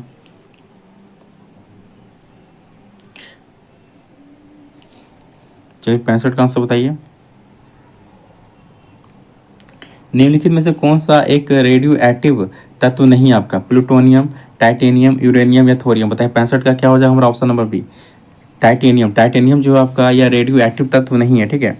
तो टाइटेनियम क्या आपका एक लौह जैसे धातु होती है, क्या होती है, लौह जैसे धातु होती है, ठीक है। इसका अपेक्षित घनत्व कितना होता है आपका, 3.49 से कितना होता है, 3.59 होता है, कितना 3.49 से कितना 3.59, तथा द्रव्यनांक कितना होता है आपका 2000 डिग्री सेल्सियस, कितना होता है 2000 डिग्री सेल्सियस होता है, ठीक है। इसका द्रव्यनांक लगभग कितना होता है 2000 डिग्री सेल्सियस होता है, ठीक है। और इसकी मिश्र धातुएं लौह और अलोह धातुओं के शोधन में काम आती है, ठीक है। यह एक संक्रमण धातु है जो आवर्त सारणी के डी ब्लॉक में उपस्थित होता है, ठीक है। चलिए 66 का आंसर बताइए क्या होगा। यूरिया का रासायनिक सूत्र क्या है आपका, बताइए। 66 का आंसर बताइए क्या है। ऑप्शन नंबर डी, क्या option number D, NH2 2CO, ठीक है। यूरिया क्या आपका एक कार्बनिक यौगिक है जिसका रासायनिक सूत्र आपका क्या, NH2 2CO होता है। यूरिया को कार्बाइड के नाम से भी जाना जाता है, यूरिया को कार्बाइड के नाम से भी जाना जाता है, ठीक है। यह एक रंगहीन, गंधहीन और सफ़ेद रबेदार ठोस पदार्थ है। इसमें नाइट्रोजन की मात्रा लगभग 46% होता है। इसमें नाइट्रोजन की मात्रा कितना होता है आपका, 46% होता है, ठीक है। यह जल में अति विलय होता है। यह स्तनपायी और सरीसृप प्राणियों के मूत्र में पाया जाता है, ठीक है। चलिए 67 का आंसर बताइए। नायलॉन बनाई जाती है पॉलीएथिलीन से, पॉलीप्रोपिलीन से या पॉलीएमाइड से या पॉलिस्टर से, बताइए। 67 का आंसर हमारा क्या हो जाएगा, ऑप्शन नंबर सी, किससे, पॉलीएमाइड से, किससे, पॉलीएमाइड से। तो नायलॉन एक पॉलीएमाइड रेशे होते हैं, ठीक है। एडिपिक अम्ल को हेक्सामेथिलीन डाईएमीन के साथ गर्म करने पर नायलॉन प्राप्त होता है। एडिपिक अम्ल को हेक्सामेथिलीन डाईएमीन के साथ गर्म करने पर नायलॉन प्राप्त होता है। इसका उपयोग मछली पकड़ने वाले जाल, रस्सियां, पैरासूट आदि बनाने में होता है। इसके खोज किसने किया था, इसका खोज किया था किसने, वॉलेस वॉलेस वॉलेस कैर्थर्स, किसने, वॉलेस कैर्थर्स ने किया था। इसकी खोज किया था वॉलेस कैर्थर्स ने की थी, ठीक है। चलिए 68 का आंसर बताइए क्या होगा। ध्वनि तरंग के संबंध में क्या गलत है, बताइए। 68 का बताइए कौन सा आपका गलत है। तो ध्वनि की चाल सर्वाधिक आपका ठोस में होता है, ये आपका सही है। ध्वनि की तरंग आपका अनुदैर्ध्य तरंग होती है, ये भी सही है आपका। लेकिन पहला जो आपका यह गलत है, पहला जो है आपका यह गलत है, ठीक है। तो ध्वनि का चाल निर्वात में 3 गुना 10/8 मीटर पर सेकेंड नहीं होता है, ठीक है। तो पहला जो हमारा पूछा गलत कौन सा, तो पहला हमारा जो है गलत है, ठीक है। पहला जो हमारा यह गलत है, ठीक है।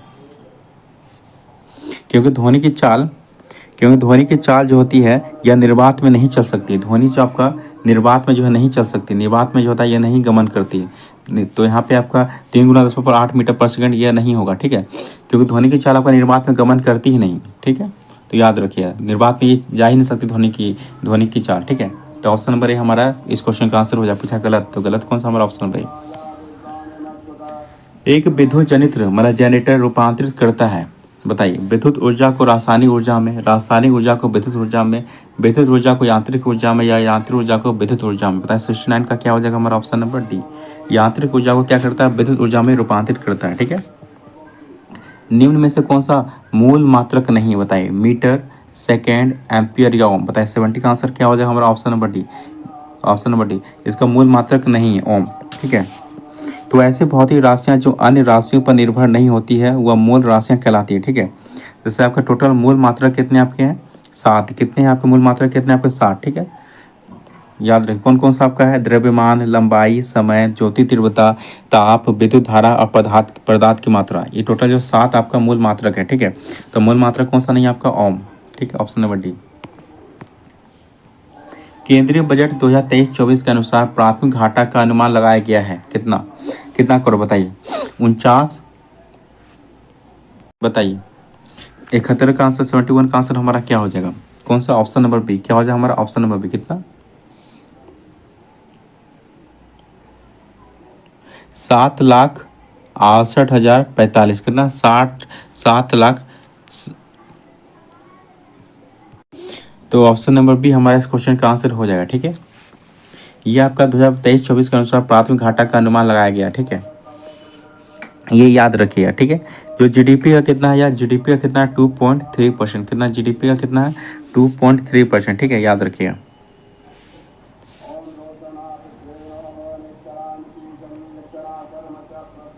चलिए 72 का आंसर बताइए क्या होगा। उच्च गुणवत्ता वाली बागवानी फसल उत्पादन के लिए किस कार्यक्रम की शुरुआत की घोषणा केंद्रीय बजट 2023-24 में की गई, बताइए। 72 का क्या हो जाएगा हमारा ऑप्शन नंबर ए, आत्मनिर्भर बागवानी स्वच्छ पौधा कार्यक्रम। ठीक है, और इसका उद्देश्य क्या है आपका, इसका उद्देश्य उच्च गुणवत्ता वाली बागवानी फसल के लिए रोग मुक्त तथा गुणवत्तापूर्ण पौधा सामग्री की उपलब्धता बढ़ाना। ठीक है, इसका उद्देश्य है। आर्थिक समीक्षा 2022-23 के अनुसार विश्व में दूध उत्पादन में भारत का स्थान क्या है आपका, पहला। क्या है आपका पहला। 73 का क्या हो जाएगा हमारा ऑप्शन नंबर ए। ठीक है, तो दूध उत्पादन में भारत का स्थान क्या है आपका पहला। ठीक है, और कच्चे इस्पात में आपका भारत का स्थान क्या है दूसरा। और कच्चे इस्पात में भारत का स्थान क्या है दूसरा। कच्चे इस्पात के उत्पादन में भारत का स्थान क्या है दूसरा। और अंडा उत्पादन में भारत का स्थान क्या है तीसरा। और अंडा उत्पादन में भारत का स्थान क्या है तीसरा। और रेलवे नेटवर्क में भारत का स्थान क्या है चौथा। और रेलवे नेटवर्क के भारत में रेलवे नेटवर्क कितना है आपका, चौथे नंबर पर आता है। ठीक है, विभिन्न, तो रेलवे नेटवर्क में क्या भारत का स्थान चौथा है। ठीक है, चलिए 74 का आंसर बताइए क्या होगा। आर्थिक समीक्षा 2022-23 के अनुसार दिसंबर 2022 के अंत तक भारत का वैश्विक मुद्रा भंडार कितना बिलियन अमेरिकी डॉलर रहा, बताइए। 74 का क्या हो जाए हमारा ऑप्शन नंबर बी, 562.7 बिलियन अमेरिकी डॉलर। ठीक है, याद रखिएगा। और नवंबर 2022 तक भारत दुनिया का छठा सबसे बड़ा विदेशी मुद्रा भंडार धारक था। ठीक है,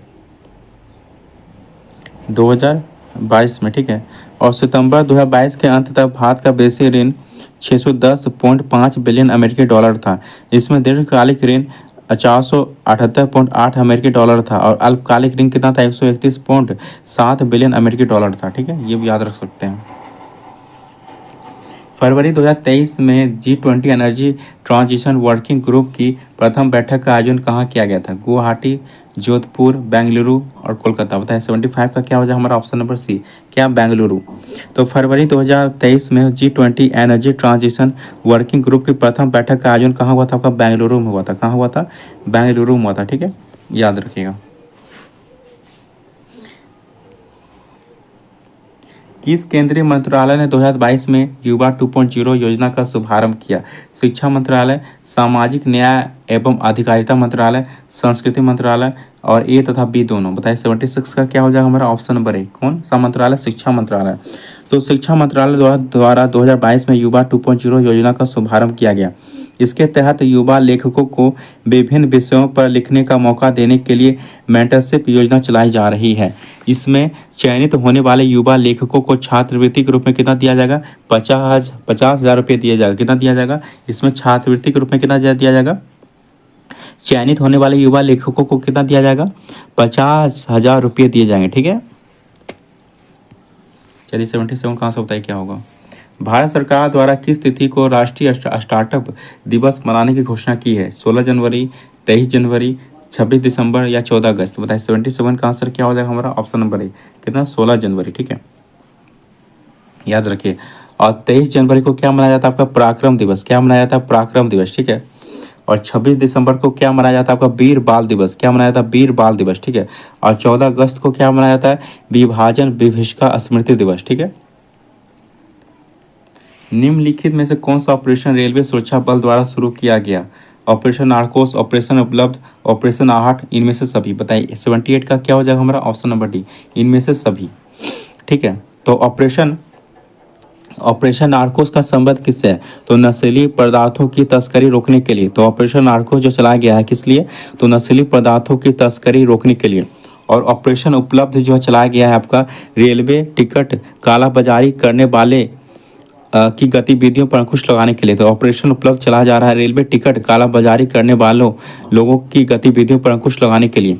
और ऑपरेशन आहट जो चलाया जा रहा है किस लिए, तो महिलाओं तथा बच्चों को तस्करों से बचाने के लिए। तो महिलाओं तथा बच्चों को तस्करों से बचाने के लिए। ठीक है, तो ऑपरेशन रेलवे सुरक्षा बल द्वारा चला गया, तीनों जो चला गया, ठीक है।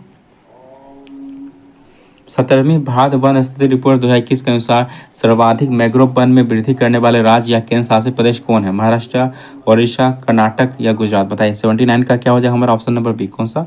ओडिशा, ठीक है। तो 17वीं भारत वन स्थिति रिपोर्ट 2021 के अनुसार सर्वाधिक मैंग्रोव वन में वृद्धि करने वाले राज्य कौन सा? आपका ओडिशा है। कौन सा? आपका ओडिशा, ठीक है। ओडिशा में कितना? 8 किलोमीटर, 8 वर्ग किलोमीटर, 8 वर्ग किलोमीटर में जो है वृद्धि किया है ओडिशा, 8 वर्ग किलोमीटर, ठीक है। और दूसरे स्थान पे क्या आपका? महाराष्ट्र। दूसरे स्थान पे कितने, कौन है? महाराष्ट्र। महाराष्ट्र कितना वृद्धि किया आपका? 4 वर्ग किलोमीटर का जो है वृद्धि किया महाराष्ट्र, ठीक है। और तीसरे स्थान पे क्या आपका? कर्नाटक। तीसरे स्थान पे क्या आपका? कर्नाटक। कर्नाटक जो है 3 वर्ग किलोमीटर की जो वृद्धि किया है, ठीक है, याद रखिएगा। निम्नलिखित में किस समुद्री तट को 2022 में ब्लू फ्लैग लिस्ट में शामिल किया गया? कदमत समुद्र तट, कोवलम समुद्र तट, ईडन समुद्र तट या इनमें से सभी? बताइए। 80 का आंसर क्या हो जाएगा हमारा? ऑप्शन नंबर है कदमत समुद्र तट, ठीक है। तो लक्षद्वीप में, ये कहाँ आपका स्थित है? लक्षद्वीप में। कहाँ? लक्षद्वीप में। कहाँ आपका स्थित है? ये लक्षद्वीप में स्थित है, ठीक है। कदमत समुद्र तट कहाँ आपका? लक्षद्वीप में स्थित है, ठीक है। तो अक्टूबर 2022 में ब्लू फ्लैग लिस्ट में जो है शामिल किया गया, ठीक है, याद रखिएगा। किस नियम के अनुसार पूरे देश में 1 जुलाई 2022 से एकल उपयोग वाले प्लास्टिक वस्तुओं का निर्माण, आयात और बिक्री और उपयोग पर पूर्ण प्रतिबंध लगा दिया गया? बताइए। 81 का आंसर हमारा क्या हो जाएगा? तो कौन सा हो जाएगा हमारा? ऑप्शन नंबर सी, प्लास्टिक अपशिष्ट प्रबंधन संशोधन अधिनियम 2021, ठीक है। तो प्लास्टिक अपशिष्ट प्रबंधन संशोधन नियम क्या? 2021, ठीक है। तो प्लास्टिक अपशिष्ट प्रबंधन संशोधन नियम 2021, जिसे 12 अगस्त 2021 को अधिसूचित किया गया।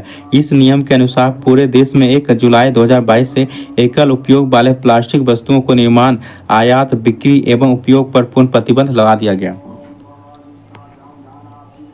कोप 27 सम्मेलन का आयोजन कहाँ किया गया? मिस्र, भारत, इंग्लैंड या ऑस्ट्रेलिया? बताइए। 82 का आंसर हमारा क्या हो जाएगा? Option number A. क्या हो जाएगा? ऑप्शन नंबर ए, मिस्र। तो कोप 27 सम्मेलन का आयोजन शर्म अल शेख, कहाँ किया गया? इसका आयोजन सम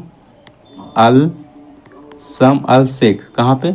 सम अल शेख। तो कोप 27 सम्मेलन का आयोजन कहाँ किया गया? शर्म अल शेख। ये कहाँ आपका? मिस्र में। शर्म अल शेख कहाँ आपका? मिस्र में। यहीं पे इसका आयोजन किया गया, शर्म अल शेख में इसका आयोजन किया गया। यह कहाँ आपका? मिस्र में, ठीक है।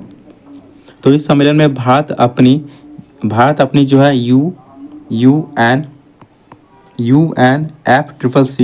UNFCCC के लिए दीर्घावधि निम्न उत्सर्जन विकास रणनीति प्रस्तुत की, जिसकी विशेषता क्या है? तो जिसकी विशेषता क्या है? भारतीय राष्ट्रीय हरित हाइड्रोजन नीति की उद्देश्यों को शामिल किया और 2070 तक भारत शून्य कार्बन उत्सर्जन का लक्ष्य निर्धारित किया और जैव ईंधन के उपयोग में वृद्धि और पेट्रोल में 20% एथेनॉल का सम्मिश्रण करेगा, ठीक है। भारत के प्रमुख पदाधिकारियों में से कौन सम्मिलित नहीं है? बताइए। तो कैबिनेट सचिव कौन आपका? राजीव गाबा, ये सही है आपका। विदेश सचिव आपका विनय मोहन क्वात्रा है, ये भी सही है आपका। गृह सचिव आपका अजय कुमार भल्ला है, यह भी सही है आपका, ठीक है। राजस्व सचिव आपका सुनील बर्थवाल नहीं आपका। पूछा कौन सम्मिलित नहीं है आपका? तो ऑप्शन नंबर डी, ये हमारा जो सम्मिलित नहीं है, ठीक है। तो राजस्व सचिव कौन आपका? संजय मल्होत्रा है। राजस्व सचिव कौन आपका? संजय मल्होत्रा। कौन आपका?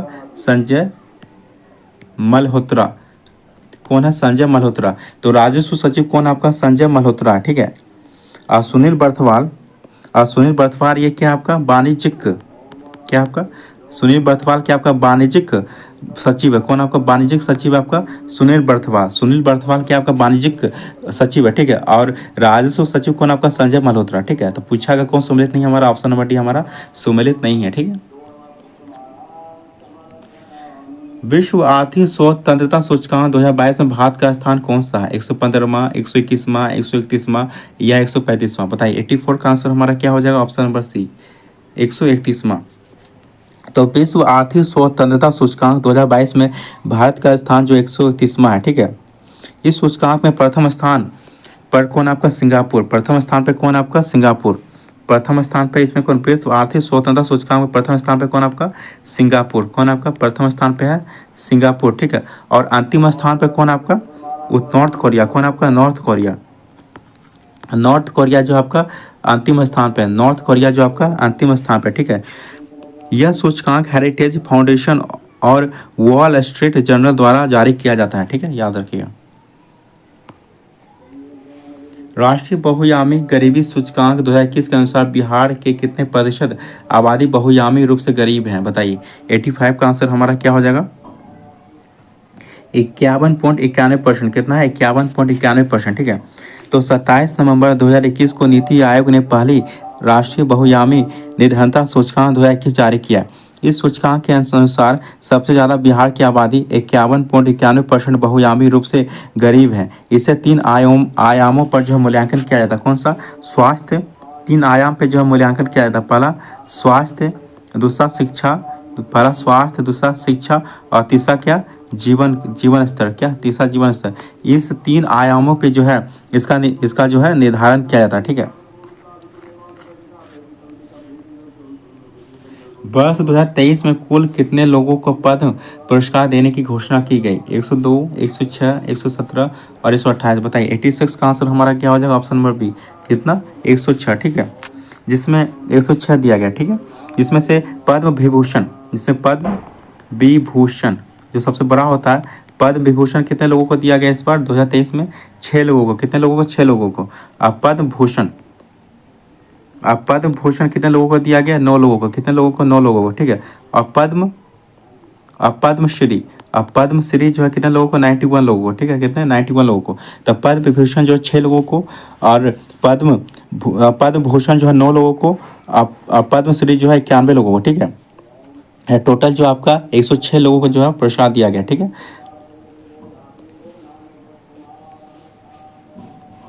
68वां राष्ट्रीय फिल्म पुरस्कार 2022 में सर्वश्रेष्ठ फीचर फिल्म पुरस्कार के लिए किस फिल्म को चुना गया, Soorarai Pottru, Shershaah, everything everywhere all at once, बताइए, या कश्मीर फाइल्स, बताइए। 87 का आंसर हमारा क्या हो जाएगा, ऑप्शन नंबर 1। कौन, सोराराई पोट्टू। किसको, सोराराई पोट्टू।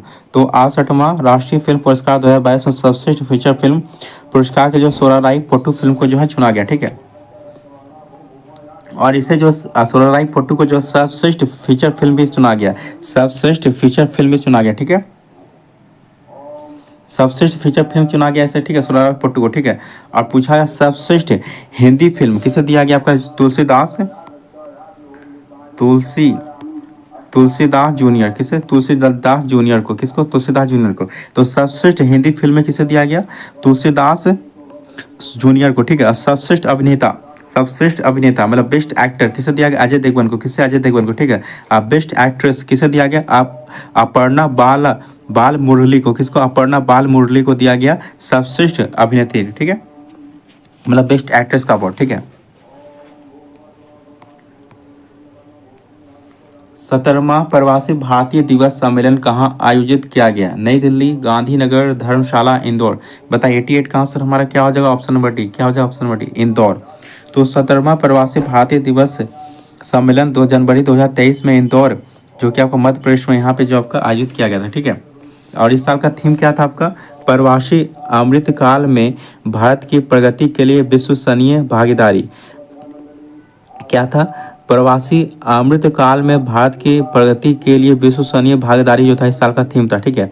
और मुख्य अतिथि कौन था आपका, गुयाना के राष्ट्रपति कौन थे, डॉक्टर मोहम्मद इरफान अली। कौन थे, गुयाना के राष्ट्रपति डॉक्टर मोहम्मद इरफान अली जो मुख्य अतिथि थे, ठीक है। अब विशेष अतिथि कौन थे आपके, सूरीनाम के राष्ट्रपति चंद्रिका प्रसाद संतोखी जो थे विशेष अतिथि थे, ठीक है। ये सारे पॉइंट आप याद रखिएगा।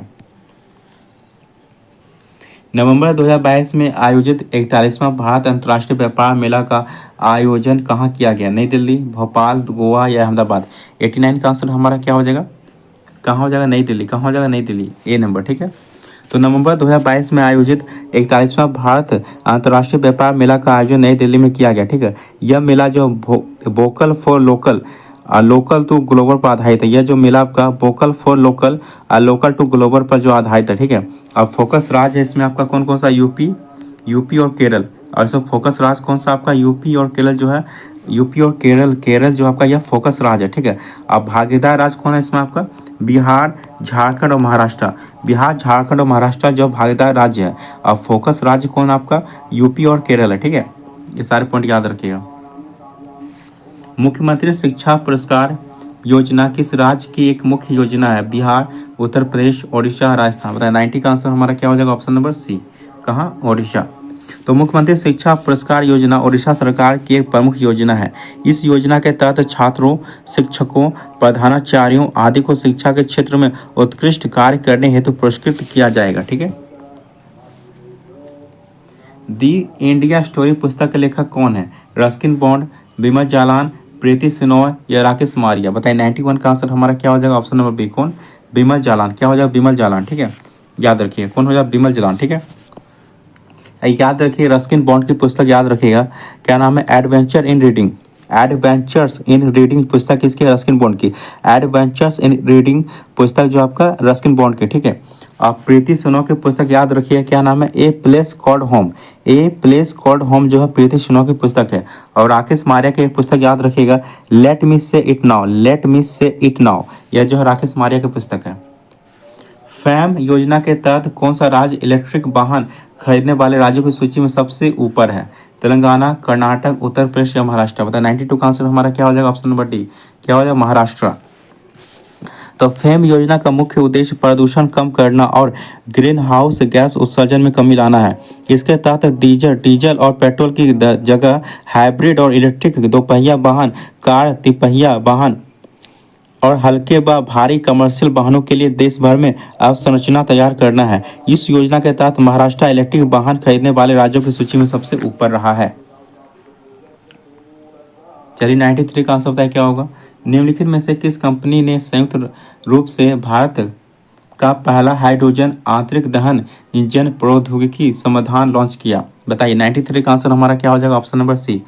क्या? रिलायंस इंडस्ट्रीज और अशोक लीलैंड, ठीक है। तो रिलायंस इंडस्ट्रीज और अशोक लीलैंड ने संयुक्त रूप से भारत का पहला हाइड्रोजन आंतरिक दहन इंजन प्रौद्योगिकी समाधान लॉन्च किया है, ठीक है। दुनिया का पहला 3D प्रिंटेड रॉकेट टैरोन 1 को किसके द्वारा लॉन्च किया गया? नासा, इसरो, रिलेटिविटी या स्पेस एक्स। बताइए 94 का आंसर हमारा क्या हो जाएगा? ऑप्शन नंबर सी। क्या? रिलेटिविटी स्पेस, ठीक है। तो दुनिया का पहला 3D प्रिंटेड रॉकेट टैरोन 1 को रिलेटिविटी स्पेस द्वारा लॉन्च किया गया। Arrow space company relativity space के अनुसार इसका 85% हिस्सा 3D प्रिंटेड है। 85% हिस्सा जो है 3D प्रिंटेड है। हाल ही में प्रधानमंत्री नरेंद्र मोदी ने किस राज्य में शिवमोगा हवाई अड्डे का उद्घाटन किया है? महाराष्ट्र, केरल, कर्नाटक, तमिलनाडु। बताइए 95 का क्या हो जाएगा हमारा? Option number C. कहाँ पे? कर्नाटक में। तो शिवमोगा हवाई अड्डा एक घरेलू हवाई अड्डा है जो भारत के कर्नाटक के शिवमोगा शहर में स्थित है। इसे हाल ही में प्रधानमंत्री नरेंद्र मोदी द्वारा उद्घाटन किया गया। चलिए 60 से आपका 60 तक आपका क्या है? मैथ का क्वेश्चन है। तो आप इसको बना लीजिए मैथ का क्वेश्चन। तो अगर मेरा वीडियो देखे हैं तो आप देख सकते हैं, अब उसमें सारा कुछ बताया गया है। तो 96 का आंसर हमारा क्या हो जाएगा? Option number D. कितना? 60 ग्राम, ठीक है। और 97 का आंसर हमारा क्या हो जाएगा? 97 का ऑप्शन नंबर डी। कितना? 5। और 98 का आंसर हमारा क्या हो जाएगा? 98 का 113। कितना हो जाएगा? 113, ठीक है। और 99 का हमारा आंसर क्या हो जाएगा? Option number A. कितना हो जाएगा? ऑप्शन नंबर ए, ठीक है। और 100 का हमारा आंसर क्या हो जाएगा? ऑप्शन नंबर सी, ठीक है। तो चलिए कैसा लगा ये पूरा प्रैक्टिस सेट? लगा आपको 7वां प्रैक्टिस सेट एरिथ्रिया का, ये वॉल्यूम 2 का था, ठीक है। तो चलिए इस वीडियो को पूरा देखने के लिए बहुत बहुत धन्यवाद। अगर अच्छा लगे तो आप कमेंट करके बताइएगा और लाइक सब्सक्राइब, अगर अच्छा लगे तो आप लाइक सब्सक्राइब कर सकते हैं, ठीक है। चलिए इस वीडियो पूरा देखने के लिए बहुत बहुत धन्यवाद।